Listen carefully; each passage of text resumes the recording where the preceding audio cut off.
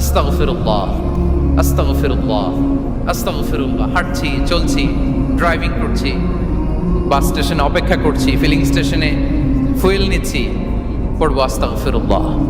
কি পড়বো? আস্তাগফিরুল্লাহ।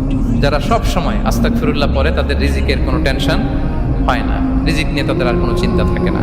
আল্লাহ নবী নূহ আলাইহিস সালাম যিনি ওনার জাতিগোষ্ঠীকে বলেছিলেন, ফাকুলতু আস্তাগফিরু রাব্বাকুম ইন্নাহু কানা গাফফারা, তোমরা বেশি বেশি ইস্তেগফার করো, তিনি ক্ষমাশীল। ইস্তেগফার করলে কি হবে? ইউরসিলিস সামা আলাইকুম মিদরারা, রহমতের বৃষ্টি বর্ষণ হবে, তোমাদের জমিগুলো উর্বর হবে। ওয়া ইউমদিদুকুম বিআমওয়ালি ওয়া বানিন, আল্লাহ তাআলা তোমাদেরকে সম্পদে বারাকা দিবেন, সন্তানে বারাকা দিবেন। ওয়া ইয়াজআল লাকুম জান্নাতিন ওয়া ইয়াজআল লাকুম আনহারা, তোমাদের ফসল ক্ষেতগুলো সবুজ শ্যামল হয়ে ভরপুর হবে, তোমাদের রিজিকে বারাকা নেমে আসবে। তাহলে আমরা যেন বেশি বেশি ইস্তেগফার করি। বিষ্ণু ইসা ইসলাম বলেছেন, মান লাযামাল ইস্তিগফার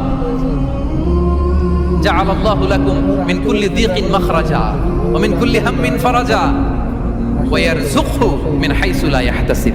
যে সব সময় ইস্তেগফার করে তার কোনো টেনশন থাকে না, তার জীবনে দুশ্চিন্তা আসে না, আর এমন জায়গা থেকে আল্লাহ রিজিকের বন্দোবস্ত করে যেটা সে কল্পনাও করে নাই। সুবহান। আমরা যেন বেশি বেশি ইস্তেগফার করি।